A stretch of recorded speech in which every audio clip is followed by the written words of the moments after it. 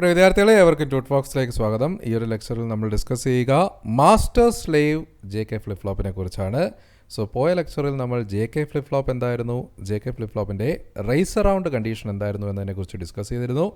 Raise around condition എന്ന് പറയുന്നത് clock signal 1 J value 1 K value 1 ആയിരിക്കുന്ന സമയത്ത് എപ്പോഴും ഔട്ട്പുട്ട് എന്ന് പറയുന്നത് 0-ൽ നിന്ന് 1-ലേക്ക്, 1-ൽ നിന്ന് 0-ലേക്ക്, എഗെയിൻ 0-ൽ നിന്ന് 1-ലേക്ക് എന്ന് പറയുന്നൊരു ഫ്ലിപ്പിംഗ് ഓവർ കണ്ടിന്യൂസ്ലി നടന്നുകൊണ്ടേയിരിക്കും.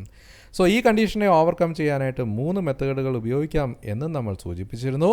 ക്ലോക്ക് സിഗ്നലുകളെ എങ്ങനെ ഒരു ടൈമിംഗ് ഡയഗ്രത്തിൻ്റെ സഹായത്തോടു കൂടി ഈ റേസ് അറൗണ്ട് കണ്ടീഷനിൽ കാണിക്കാം, റെപ്രസെൻ്റ് ചെയ്യാം എന്നും കഴിഞ്ഞ ലെക്ചറിൽ നമ്മൾ ഡിസ്കസ് ചെയ്തിരുന്നു. ഇവിടെ റേസ് അറൗണ്ട് കണ്ടീഷനെ ഓവർകം ചെയ്യാനായിട്ട് 3 മെത്തേഡുകളാണ് സാധാരണഗതിയിൽ ഉപയോഗിക്കാറുള്ളത്. അതിലേറ്റവും പ്രധാനപ്പെട്ട മെത്തേഡായിട്ടുള്ള മാസ്റ്റർ സ്ലേവ് ഫ്ലിപ്പ് ഫ്ലോപ്പ് എന്ന് പറയുന്ന മെക്കാനിസത്തെക്കുറിച്ചാണ് നമ്മളിപ്പോൾ ഡിസ്കസ് ചെയ്യുക.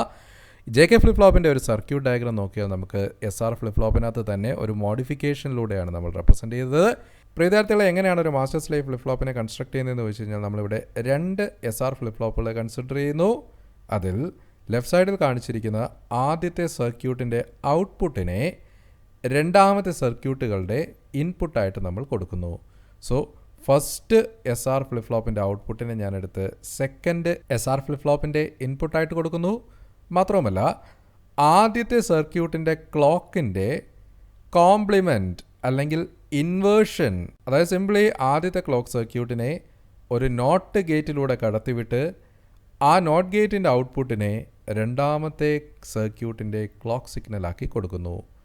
ഇനി രണ്ടാമത്തെ സർക്യൂട്ടിൻ്റെ ഔട്ട്പുട്ടുകളെ ഫസ്റ്റ് സർക്യൂട്ടുകളിനകത്തേക്ക് ഞാൻ ഫീഡ്ബാക്ക് ചെയ്ത് കൊടുക്കുന്നു.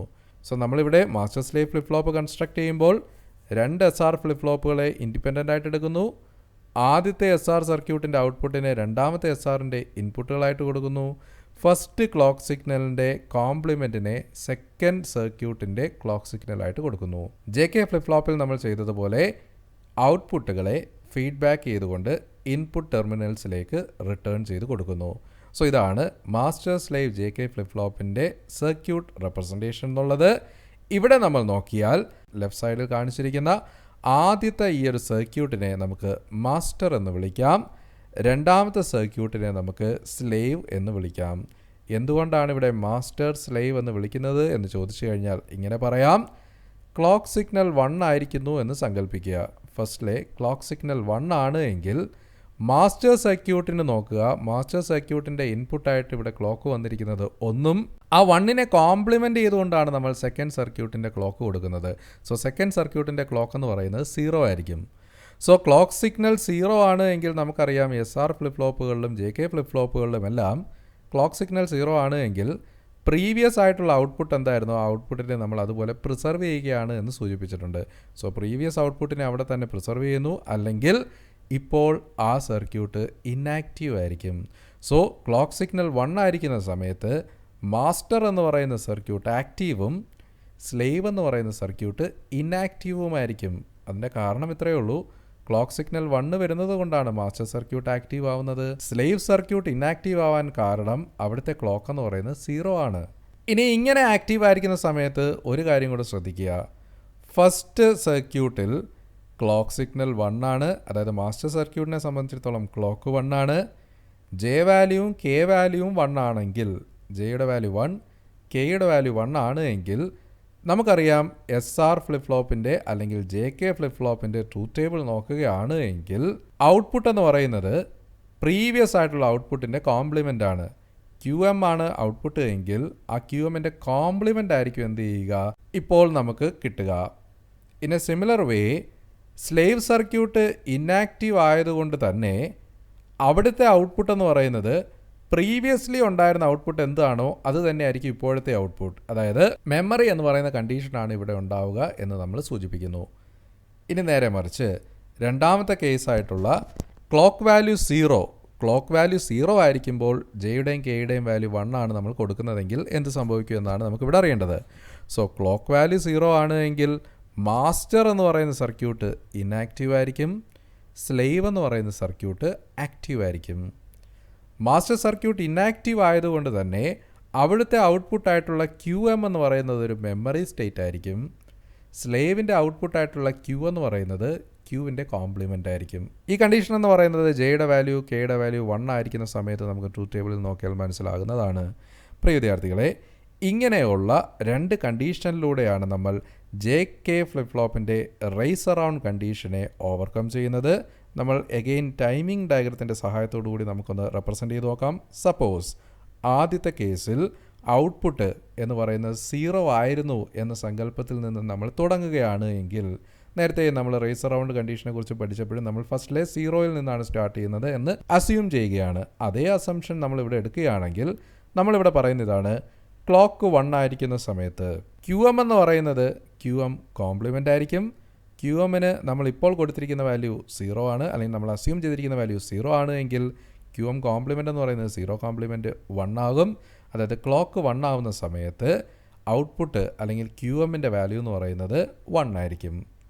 ഇനി നോക്കുക, ക്ലോക്കിൻ്റെ വാല്യൂ 0 ആകുന്ന സമയത്ത് QM എന്ന് പറയുന്ന ഒരു മെമ്മറി സ്റ്റേറ്റിലേക്ക് പോകുന്നു. മെമ്മറി സ്റ്റേറ്റ് എന്ന് വെച്ച് കഴിഞ്ഞാൽ ഇത്രയേ ഉള്ളൂ: പ്രീവിയസ്ലി എന്ത് വാല്യൂ ആയിരുന്നു ഔട്ട്പുട്ട് ഉണ്ടായിരുന്നത് അതിനെ അതുപോലെ പ്രിസർവ് ചെയ്യുക. പ്രീവിയസ്ലി നമുക്കുണ്ടായിരുന്ന ഔട്ട്പുട്ട് എന്ന് പറയുന്നത് 1 ആയിരുന്നു, അതായത് QMൻ്റെ ഔട്ട്പുട്ട് 1 ആയിരുന്നു. ആ 1നെ നമ്മൾ അതുപോലെ കണ്ടിന്യൂ ചെയ്യുന്നു. ഇനി കണ്ടിന്യൂ ചെയ്തുകൊണ്ട് നമ്മൾ എഗെയിൻ ക്ലോക്കിൻ്റെ വാല്യൂ 1 ആവുന്ന സമയത്ത് എന്ത് ചെയ്യുകയാണ്? ആ 1നെ നമ്മൾ കോംപ്ലിമെൻ്റ് ചെയ്തുകൊണ്ട് 0 ആക്കുന്നു. ക്ലോക്ക് വാല്യൂ 0 ആവുന്ന സമയത്ത് ആ പ്രീവിയസ് ഔട്ട്പുട്ടിനെ അതുപോലെ പ്രിസർവ് ചെയ്യുന്നു, അതായത് 0യെ അതുപോലെ പ്രിസർവ് ചെയ്യുന്നു. എഗെയിൻ ക്ലോക്ക് 1 ആവുന്ന സമയത്ത് എന്ത് ചെയ്യുന്നു? 0യെ 1 ആക്കുന്നു. ക്ലോക്ക് 0 ആകുമ്പോൾ ആ 1നെ കണ്ടിന്യൂ ചെയ്യുന്നു. ഈ ഒരു ഓപ്പറേഷൻ കണ്ടിന്യൂസ്ലി നമ്മൾ നടത്തിക്കൊണ്ടേയിരിക്കും. അതായത് നമ്മൾ റേസ് അറൗണ്ട് കണ്ടീഷനകത്തായിരുന്നുവെങ്കിൽ കണ്ടിന്യൂസ് ആയിട്ട് ഡേറ്റാസ് ഫ്ലിപ്പ് ചെയ്തുകൊണ്ടേയിരിക്കും. ക്ലോക്ക് സിഗ്നൽ 1 ആവുന്ന സമയത്ത് കണ്ടിന്യൂസ് ഡേറ്റ ഫ്ലിപ്പിംഗ് എന്നുള്ള കാര്യം ഇവിടെ നമുക്ക് ഒഴിവായിട്ടുണ്ട്. ഇതിൻ്റെ കാരണം ഇതാണ്: ക്ലോക്ക് 0101നെ നമുക്ക് കൺട്രോൾ ചെയ്തുകൊണ്ട് മാസ്റ്റർ സർക്യൂട്ടിനെയും സ്ലേവ് സർക്യൂട്ടിനെയും നമുക്ക് എന്ത് ചെയ്യാം? മാറി മാറി ഓപ്പറേറ്റ് ചെയ്യിക്കാനായിട്ട് ഇവിടെ കഴിയും. അതുകൊണ്ടാണ് ഇങ്ങനെ ഒരു ഔട്ട്പുട്ട് നമുക്കിവിടെ കിട്ടുക. ഇനി സ്ലേവിൻ്റെ ഔട്ട്പുട്ട് എങ്ങനെ വരുന്നു എന്ന് ചോദിച്ചു കഴിഞ്ഞാൽ, സ്ലേവ് ഔട്ട്പുട്ട് ആദ്യമേ 0 ആയിരുന്നു എന്ന് നമ്മൾ സങ്കല്പിച്ചുകൊണ്ട് തുടങ്ങുകയാണ്. സ്ലേവിൻ്റെ ഔട്ട്പുട്ട് 0 ആണ് എങ്കിൽ ക്ലോക്ക് വാല്യൂ 1 ആയിരിക്കുന്ന സമയത്ത് മെമ്മറി സ്റ്റേറ്റ് ആണ്, അതായത് 0യെ നമ്മൾ അതുപോലെ കണ്ടിന്യൂ ചെയ്യുന്നു. എന്നാൽ ക്ലോക്ക് 0 ആകുന്ന സമയത്ത് Q എന്ന് പറയുന്ന നേരെ Q കോംപ്ലിമെൻ്റ് ആകുന്നു. Q കോംപ്ലിമെൻ്റ് ആവുന്ന സമയത്ത് 0 എന്നുള്ളത് 1 ആയിട്ട് മാറി. എഗെയിൻ നോക്കുക, ക്ലോക്ക് 1 ആവുന്ന സമയത്ത് എന്ത് ചെയ്യുക? ആ 1നെ അതുപോലെ കണ്ടിന്യൂ ചെയ്യുക, കാരണം മെമ്മറി സ്റ്റേറ്റ് ആണ്. തിരിച്ച് ക്ലോക്ക് 0 ആവുന്ന സമയത്ത് എന്ത് ചെയ്യും? 1നെ നമ്മൾ കോംപ്ലിമെൻ്റ് ചെയ്ത് 0 ആക്കുന്നു. ക്ലോക്ക് 1 ആവുന്ന സമയത്ത് മെമ്മറി അല്ലെങ്കിൽ പ്രീവിയസ് ഔട്ട്പുട്ടിനെ അതുപോലെ പ്രിസർവ് ചെയ്യുന്നു.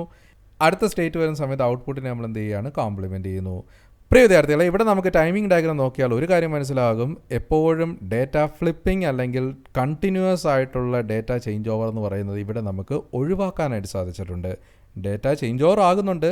ചേഞ്ച് ഓവർ ആവുന്നത് കൊണ്ട് തന്നെ കൺട്രോൾഡ് മെക്കാനിസം നമുക്കിവിടെ കൊണ്ടുവരാൻ സാധിച്ചിട്ടുണ്ട്.